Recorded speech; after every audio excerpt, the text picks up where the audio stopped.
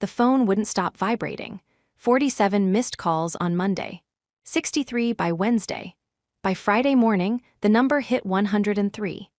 Every buzz sent a small wave of satisfaction through my chest as I sat in my new apartment, coffee in hand, watching my old company's infrastructure crumble from the outside. 5 days earlier, I'd walked out of Apex Technologies with nothing but a box of personal belongings and a smile that confused everyone who saw it. My manager, Keith Sullivan, had just announced that the senior systems architect promotion, the one I'd been working toward for 3 years, was going to someone else. Not just anyone, Damian Cross, the office favorite who couldn't debug his way out of a paper bag but could charm his way into any room. I'd congratulated Damian with genuine warmth in my voice, shook his hand, smiled at Keith. Then I'd gone to my desk, quietly disabled the automated scripts I'd written that kept our servers running smoothly, documented absolutely nothing in my final reports, and tendered my resignation effective immediately. Nobody saw it coming. Nobody understood what they'd just lost. Before the full story unfolds, there's something worth mentioning. This channel is on a journey to reach 5,000 subscribers, people who appreciate stories about standing up for your worth without burning bridges or losing your integrity. If that resonates with you, the subscribe button is right there. No pressure, just an invitation to be part of a community that values self-respect as much as success. My name is Theodora Vance. Most people called me Thea.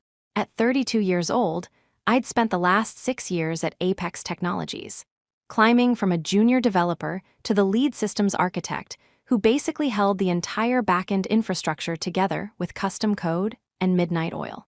My parents ran a small hardware store in Ohio, the kind where they knew every customer by name and extended credit to families going through hard times.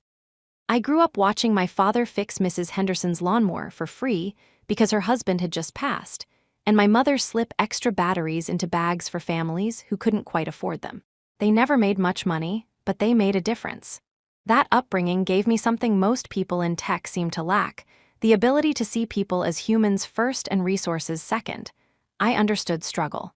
I understood what it meant to work twice as hard for half the recognition. And I understood exactly when someone was taking advantage of my good nature. Keith Sullivan was taking advantage, and he'd finally pushed too far.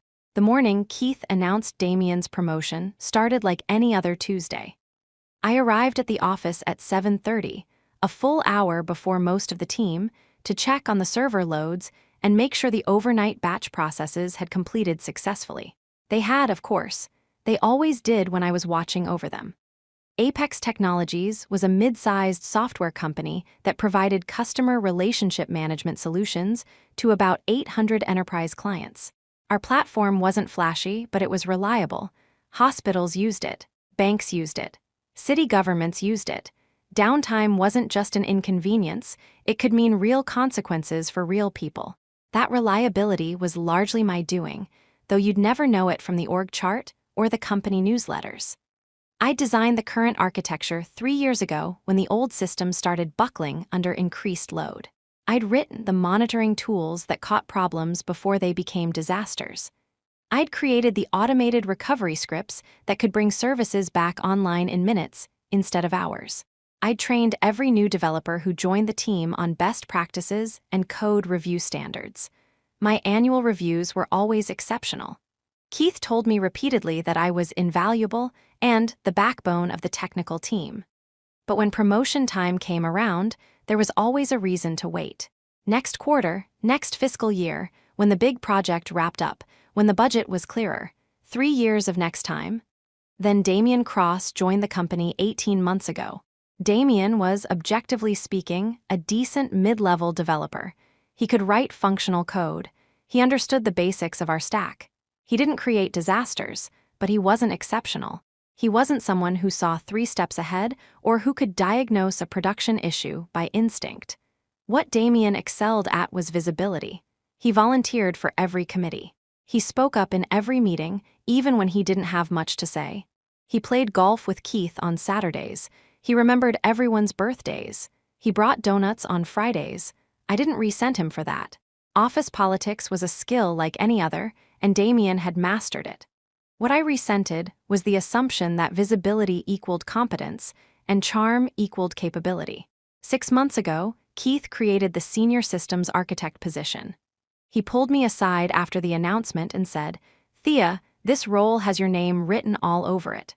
Get me a roadmap for the Q3 infrastructure upgrade, and we'll make it official." I'd spent the next 4 months designing a complete overhaul of our deployment pipeline: containerization, orchestration, zero downtime deployments.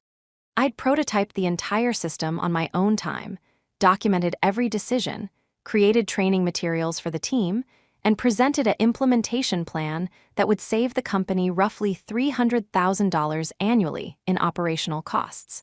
Keith loved it, the CTO loved it.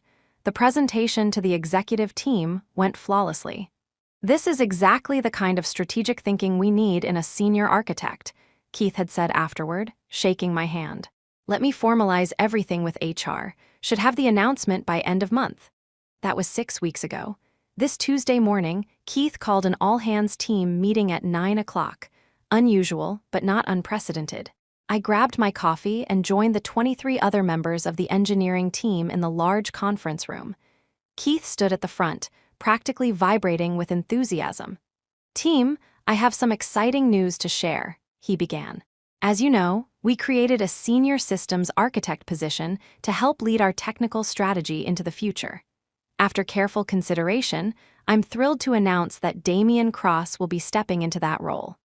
The words hit me like cold water. Damian looked genuinely surprised. Either he was an excellent actor, or he genuinely hadn't known. He stood up to light applause, shook Keith's hand, and made a short speech about how honored he was and how much he looked forward to collaborating with everyone. I clapped along with everyone else. I kept my expression pleasant and interested. Inside, something crystallized into absolute clarity. After the meeting dispersed, Keith caught my elbow. "Thea, got a minute?" We stepped into his office. He closed the door and gestured for me to sit. "I know you were hoping for that position," he said, not quite meeting my eyes. "And I want you to know that this doesn't reflect on your technical abilities at all. You're phenomenal at what you do." "Thank you," I said evenly.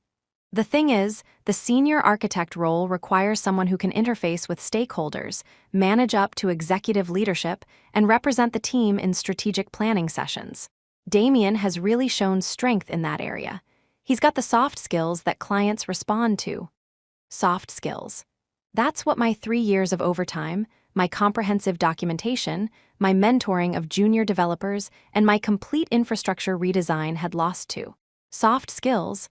"I completely understand," I said, and I meant it. I understood perfectly.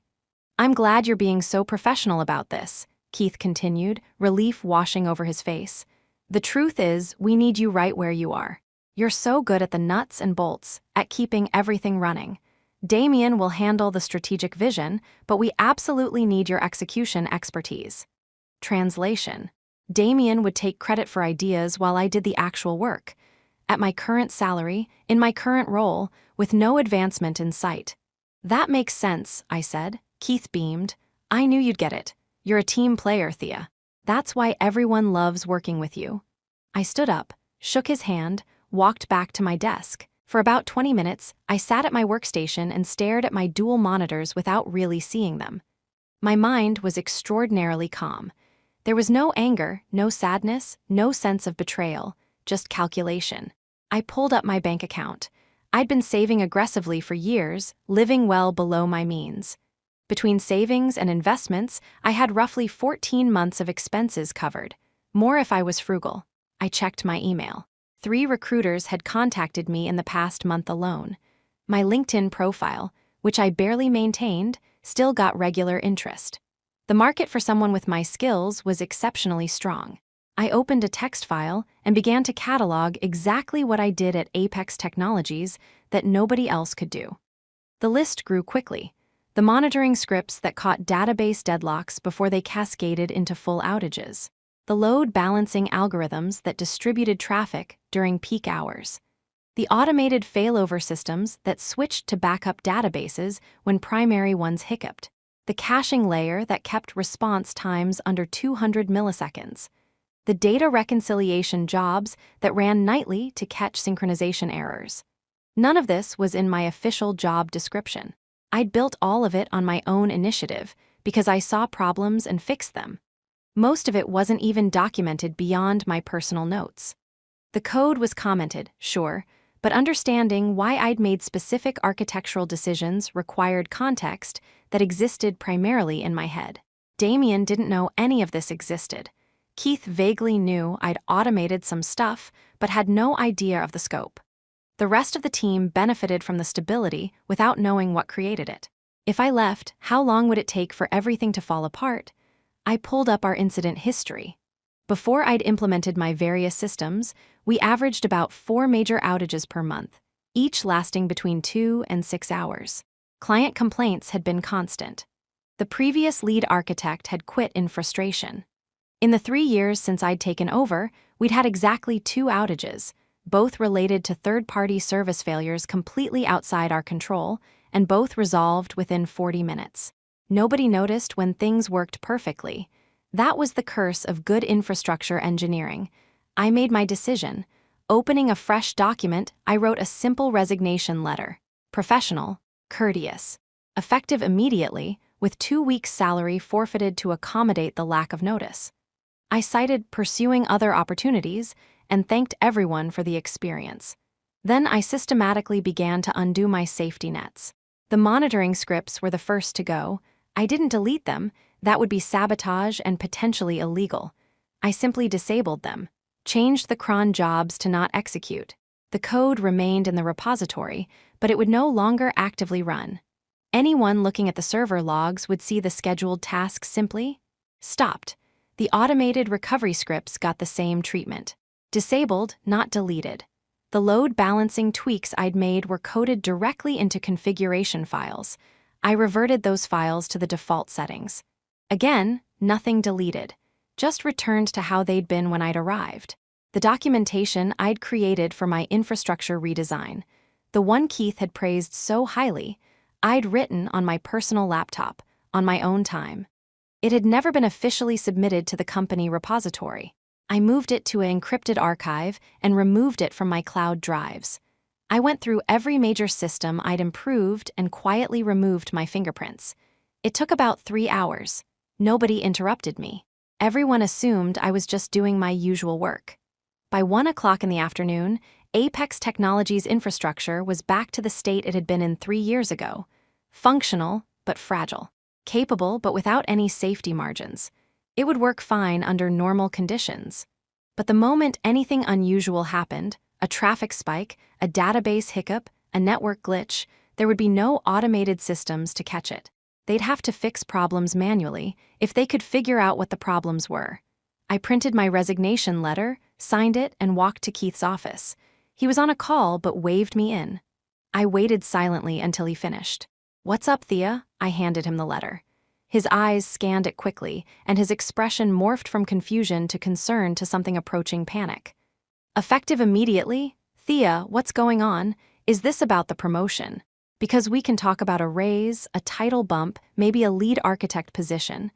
"I appreciate that," I said calmly, "but I've made my decision. I'll pack up my desk and be out within the hour." "You can't just leave with no notice." "What about the infrastructure? What about the Q3 deployment project?" "The infrastructure is documented in the company repositories. Any competent engineer can maintain it. As for the Q3 project, I'm sure Damien will have excellent ideas for moving forward. That's why you promoted him, isn't it? His strategic vision?" Keith's face went red. "Thea, be reasonable. We need transition time. At least give us the 2-week standard notice." "I'm forfeiting the salary for those 2 weeks. According to my employment contract, that's acceptable for immediate resignation. HR confirmed it when I checked this morning." I had indeed called HR before disabling anything, just to make sure I was legally covered. "This is incredibly unprofessional," Keith said, his voice hardening. "After everything this company has done for you." That almost made me laugh. Almost. I've given this company 6 years of exceptional work. I'm leaving professionally and legally. My resignation is effective as of now. I turned and walked out before he could respond. Packing my desk took 30 minutes. I didn't have much: a few photos, some personal books on programming, a coffee mug my parents had given me, a small succulent plant that had survived on my desk for 4 years. A few coworkers stopped by, surprised by the sudden departure. I told everyone the same thing. I'd been presented with an opportunity I couldn't pass up, and I wished them all the best. Damien approached as I was sealing my box. "Hey Thea, I just heard. I want you to know. I didn't ask for the promotion. I didn't know you were up for it too." I believed him. Damien wasn't malicious, just oblivious to his own privilege. "Congratulations on the new role," I said genuinely. "I hope it goes well for you. Is there any way I could convince you to stay, or at least to grab coffee sometime in the next couple weeks? I'd love to pick your brain about the infrastructure. Keith mentioned you'd done a lot of custom work." "I'm sure you'll figure it out," I said. "All the code is in the repository." "Good luck, Damien." I walked out at 2:15 on Tuesday afternoon. Several people looked confused. A few looked concerned. Keith watched from his office window, his phone already pressed to his ear, probably calling HR or his own manager. The sun was bright outside. The parking lot was half empty, as it always was in the middle of a workday. I loaded my box into my car, sat in the driver's seat, and took a deep breath. Then I turned on the ignition and drove away. The first call came Wednesday morning. "Keith," I let it go to voicemail. "Thea, it's Keith. Look, I think we got off on the wrong foot yesterday. Can we talk? Call me back." I deleted the message. 3 more calls from Keith came throughout Wednesday. 2 from the HR director, Natalie. 1 from the CTO, Lawrence Morrison, which was unusual. Lawrence barely knew who I was despite the fact that I'd kept his entire technical operation running smoothly. I didn't return any of them. Wednesday evening, I treated myself to a nice dinner at an Italian restaurant I'd always wanted to try but never had time for. I ordered wine. I savored every bite. I went home and slept for 9 hours straight, the best sleep I'd had in months. Thursday, the calls increased. Keith called 6 times, Natalie called 4 times, Lawrence called twice. Then a number I didn't recognize, probably someone else from the company calling from a personal phone. I blocked nothing. I just didn't answer. Thursday afternoon, I went to a coffee shop and updated my resume. I sent it to the 3 recruiters who'd contacted me most recently, along with a note that I was immediately available. All 3 responded within 2 hours. One already had 2 companies that wanted to interview me. Thursday evening, Damien texted me. We'd never texted before, but I'd given him my number once for an on-call rotation. "Hey Thea, really hope you're doing okay. Would love to buy you coffee and chat about the systems when you have time. No pressure." I didn't respond. Friday morning, I woke up to 47 notifications, missed calls, voicemails, text messages, even a LinkedIn message from Lawrence. I made coffee, scrambled some eggs, and sat down to actually listen to a few of the voicemails. Keith's Friday morning message was instructive. "Thea, we're experiencing some technical difficulties and could really use your expertise. I know you've resigned, but I'm authorized to offer you a consulting rate of $200 an hour if you could just help us troubleshoot a few things. Please call me back as soon as possible." $200 an hour. My salary had worked out to about $62 an hour. Interesting how my value had suddenly tripled. Lawrence's voicemail was more direct. "Theodora, this is Lawrence Morrison. We need to speak urgently regarding some systems issues. I'd appreciate a call back today." Natalie's message was professional but tight. "Thea, I understand you've resigned, but we need to schedule an exit interview and discuss some knowledge transfer. Please contact me to arrange a time." Knowledge transfer. That's what they called it when they realized nobody else knew how anything worked. I deleted all the messages and went for a run. Friday afternoon, a recruiter called with an offer to interview Monday morning at a company called Zenith Solutions. They were a competitor to Apex, slightly larger, with a reputation for treating engineers well. The position was Principal Systems Architect, a level above what I'd been denied at Apex. The salary range started at 40% higher than what I'd been making. I scheduled the interview for Monday at 10. Friday evening, as I was making dinner, my phone buzzed with a call from my old desk number at Apex. Someone was calling from my former workstation. That meant someone was sitting at my desk, probably going through my files, trying to figure out what I'd been working on. I let it ring. A text came through from Keith. "Thea, please. We have clients down. People are being affected. I know you care about doing the right thing. Help us out here and we can discuss whatever you want. Name your terms. That message told me everything. Multiple clients were experiencing outages. The automated systems I'd built weren't catching the problems. The team didn't know how to fix issues that my scripts had been resolving invisibly for years. I did care about doing the right thing. That's why I'd built all those systems in the first place, not for recognition or promotions, but because hospitals and banks and city services depended on the platform being reliable. But I'd also done the right thing by myself. I'd given Apex 6 years of loyalty and excellence. They'd responded by passing me over for someone less qualified because he was better at golf. The systems failing weren't failing because I'd sabotaged anything. They were failing because the infrastructure had always been fragile, and I'd been the one masking that fragility. Now the mask was off, and they were seeing the real state of things. I didn't respond to Keith's text. Instead, I poured myself a glass of wine and settled onto my couch with a book I'd been meaning to read for 6 months. The phone continued to buzz periodically throughout the evening. By the time I went to bed Friday night, I had 103 missed calls. Saturday morning was quiet. No calls before 9 a.m., which suggested everyone had finally gone home Friday night and gotten some sleep. The outages had probably been resolved, manually, painfully, but resolved. Around 10, my phone rang. Not Keith this time. Lawrence Morrison, I answered. Theodora, thank you for picking up. His voice was carefully controlled, but I could hear the stress underneath. Good morning, Lawrence. I'll cut to the chase. We had multiple service outages yesterday affecting 17 clients. Some of those clients are extremely unhappy. We've spent the past 18 hours manually resolving issues that apparently were being automatically handled before. I see. I'm told you built those automated systems. I built several tools to improve reliability, yes. Those tools are no longer functioning. I disabled my personal automation scripts when I resigned. The core systems are all still operational.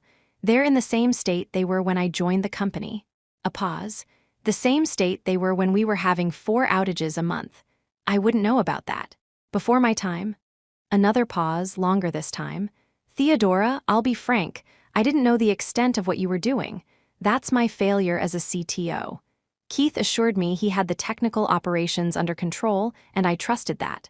I didn't look closely enough at who was actually making things work. That was probably the closest I'd ever get to an apology from executive leadership. I appreciate you saying that. We'd like to bring you back. Not in your old role. The senior systems architect position that went to Damien, we'd like to offer that to you instead with an immediate start. We'll also increase the salary by 30% and include a signing bonus to compensate for this situation. 30%. The promotion I'd been chasing for 3 years finally offered now that they were desperate. I have an interview Monday for a principal architect role elsewhere, I said. Principal architect. We could create that position. 40% salary increase. You'd be Damien's senior, reporting directly to me instead of to Keith. 40%. Reporting to the CTO. A week ago, that would have been a dream offer. What happens to Keith? I asked. That's an internal personnel matter, but I can tell you that his judgment is being reviewed. And Damien? Damien is, in over his head. He's admitted as much. He'd likely move to a project management role where his communication skills would be better utilized. So Damien would land on his feet. Keith would probably get a slap on the wrist but keep his job. And I would come back to clean up the mess, this time with a better title and more money. I need to think about it, I said. I understand. But Theodora, I need an answer by Monday morning. We have clients threatening to leave. We need stability, and apparently you're the only one who knows how to provide it. There it was, the leverage. The admission that I hadn't just been a good employee, I'd been an essential one. I'll let you know Monday, I said, and ended the call. I spent Saturday afternoon making a list. Not a pros and cons list, I already knew what made logical sense. Instead, I listed every time I'd been overlooked, undervalued, or taken for granted at Apex. The time I'd worked through Christmas break to resolve a critical security vulnerability while Keith was in Cabo and didn't even get a thank you. The time I'd trained a new hire who was then promoted above me within a year because he was leadership material. The time my suggestion in a meeting was ignored, then praised when Damien repeated it verbatim 10 minutes later. The time Keith told me I should smile more in meetings if I wanted to be taken seriously by executives. The time I was excluded from a team dinner because they assumed I'd be busy when every male engineer on the team was invited. Small cuts. Death by 1,000 paper cuts. None of it actionable, none of it dramatic enough to complain about. But cumulatively, it painted a picture of a workplace that would never truly value me no matter what title they offered. Sunday, I drove to my parents' house for dinner. My mom made pot roast. My dad asked how work was going and I told them I'd quit. "Good," my dad said immediately. "That place never appreciated you." My mom nodded. "You've been looking tired for years, honey. What's next?" I explained about the interview Monday and about Lawrence's offer. "What do you want to do?" my mom asked. That was the question, wasn't it? The practical answer was to take Apex's offer. Principal architect, 40% raise, reporting to the CTO.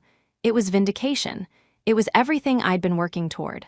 But I remembered something my father had told me when I was 16, working my first job at a local grocery store, where the manager kept scheduling me during times I'd explicitly said I wasn't available. "Thea," he'd said, "there's a difference between being needed and being valued. People will always need someone competent and reliable, but if they don't value you until you're walking out the door, they don't really value you at all. They just don't want to be inconvenienced." Apex needed me. That was obvious. But did they value me, or did they just not want the inconvenience of having to fix their own infrastructure? "I think I want to see what else is out there," I said. My dad smiled. "That's my girl." Monday morning, I put on my best interview outfit and drove to Zenith Solutions. The office was modern, bright, with an open floor plan that somehow didn't feel chaotic. The engineers I passed in the hallways looked focused but not stressed. The interview was with the VP of Engineering, a woman named Autumn Hayes, and the current director of infrastructure, a guy named Ryan Park. They'd clearly done their homework. "We've been trying to recruit someone of your caliber for 6 months, Autumn said after introductions. "Your work at Apex is well known in the industry. Their reliability metrics improved dramatically during your tenure." "Thank you," I said, surprised. I didn't think anyone outside the company tracked that. "We checked," Ryan added with a smile. "Publicly available uptime data. You took them from 94% availability to 99.7%. That's exceptional for a platform that complex." The interview lasted 2 hours. We talked about architecture philosophy, about building resilient systems, about technical debt, and how to manage it. We discussed their current challenges, scaling to meet growing demand, modernizing legacy components, improving deployment frequency. It felt like talking to peers who understood the work. Not people who saw engineering as a mysterious black box, but people who'd been in the trenches themselves. "I'll be honest," Autumn said toward the end. "We heard through the grapevine that you left Apex last week. We moved up this interview because we didn't want to miss the opportunity. We're prepared to make an offer today if there's mutual interest." "I'm definitely interested," I said. Ryan and Autumn exchanged a glance. Principal systems architect, as discussed. The salary is $190,000 base, plus a 20% annual bonus target, plus equity.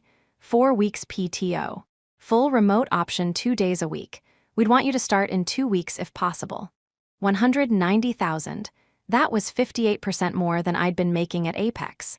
The equity alone was probably worth more than the signing bonus Lawrence had vaguely mentioned. "I do have another offer on the table," I said carefully. "From my previous employer. They've asked me to return in a senior role." Autumn nodded. "That's not surprising. Can I ask what's making you hesitate about returning?" I chose my words carefully. "I'm not sure the culture there is one where I can grow long-term." "Culture matters," Ryan said. "For what it's worth, our retention rate for senior engineers is over 90%. People tend to stay because they feel valued, not just needed." Valued, not just needed. My father's words echoed. "Could I have until end of day to decide?" I asked. "Absolutely," Autumn said. "Take the time you need." I sat in my car in Zenith's parking lot and called Lawrence Morrison. "Theodora," he answered immediately. "Have you made a decision?" "I have. I appreciate the offer, but I'm going to decline." Silence. "May I ask why?" "We're offering you everything you asked for, Everything you've earned. You're offering it now because you have to, not because you want to. There's a difference. That's not entirely fair. I genuinely didn't understand your contributions until this crisis. Now I do. I believe you, I said, but I've also realized that I don't want to work somewhere that only recognizes my contributions during a crisis. I want to work somewhere that sees my value consistently. Another pause. We could work on the culture issues. With you in a leadership position, you could help drive that change. It was a reasonable argument, but I was tired of reasonable arguments that put the burden of fixing broken systems on the people most hurt by them. I appreciate that, Lawrence, but I've made my decision. I do have one request, though. Name it. My automation scripts are disabled, not deleted. They're in the repository in a directory called Theo Vance Automation. The documentation is minimal, but any decent engineer can figure them out with some time. You have my permission to use them, modify them, whatever you need. I heard him exhale. That's generous, thank you. I didn't build those tools for recognition. I built them because the platform serves important clients who need reliability. I don't want hospitals or city services to suffer because of office politics. For what it's worth, Theodora, I'm sorry, you deserved better from us. I did, I agreed, but I'm finding better now. Good luck, Lawrence. I ended the call and immediately dialed Zenith Solutions. Autumn Hayes. Autumn, it's Theodora Vance. If the offer still stands, I'd like to accept. I could hear the smile in her voice. It absolutely stands. Welcome to Zenith, Thea. I think you're going to do great things here. The paperwork was finalized by Wednesday. I negotiated a start date 3 weeks out. I wanted some actual time off between jobs to decompress and reset. The calls from Apex finally stopped after I sent a brief email to Lawrence, Keith, and Natalie confirming that I wouldn't be returning and that the automation documentation was available in the repository. Keith sent a terse reply. Received. Natalie sent a professional note about exit paperwork and final paycheck details. Lawrence sent something different. Thank you for the documentation and for your years of service. I mean it when I say we failed to recognize what we had. I hope your next role appreciates you the way we should have. If you ever need a reference, don't hesitate to reach out. It was a small gesture, but it meant something. Damien sent a text. Heard you're not coming back. Totally understand. I'm actually moving to a PM role. Turns out I'm way better at managing people than systems. Thanks for being cool about everything. You're going to kill it wherever you end up. I replied to that one. Thanks, Damien. Good luck with the PM role. I think you'll be great at it. And I meant it. Damien wasn't the villain in this story. He was just a person who'd been given an opportunity he wasn't qualified for by a manager who valued the wrong things. The system was broken, not the individuals caught in it. Well, Keith was kind of a villain. But even Keith was more incompetent than malicious. The 3 weeks between jobs were revelatory. I'd forgotten what it felt like to wake up without immediately checking my phone for overnight alerts. I'd forgotten what it felt like to read a book in the middle of a Tuesday afternoon. I'd forgotten what it felt like to exercise, cook real meals, see friends, exist as a full person rather than just a work function. I also did some reflection on my own role in what had happened. Had I been too passive? Had I failed to advocate for myself effectively? Should I have been more politically savvy, more like Damien in building relationships with leadership? Maybe, but also I'd been doing the work. Real, valuable, essential work. And in a functional organization, that should matter at least as much as golf games and committee meetings. The problem wasn't that I'd failed to play the game.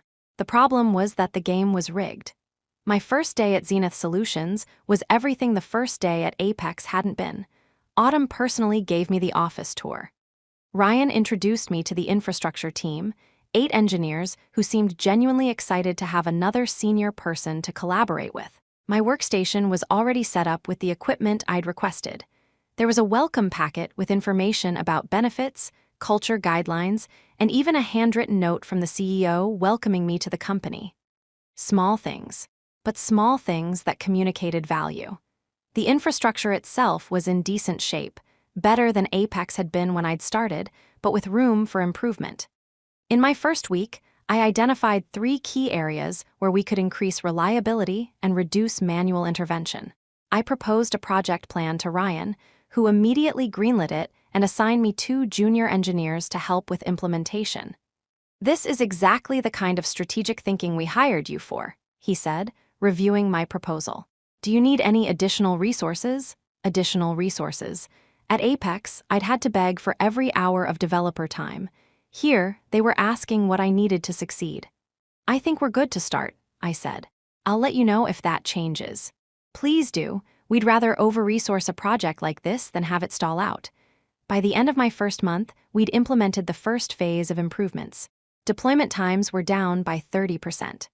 The on-call rotation was getting paged 40% less frequently because automated monitoring was catching and resolving issues proactively. Autumn called me into her office on a Friday afternoon. Thea, I've been hearing great things from Ryan and the team. I wanted to check in and see how you're feeling about the role. Honestly, it's the best job I've ever had. She smiled. I'm really glad to hear that. I also wanted to give you a heads up. We're planning to expand the infrastructure team significantly over the next 6 months. We're going to need someone to lead that expansion. Would you be interested in stepping into a director of infrastructure role?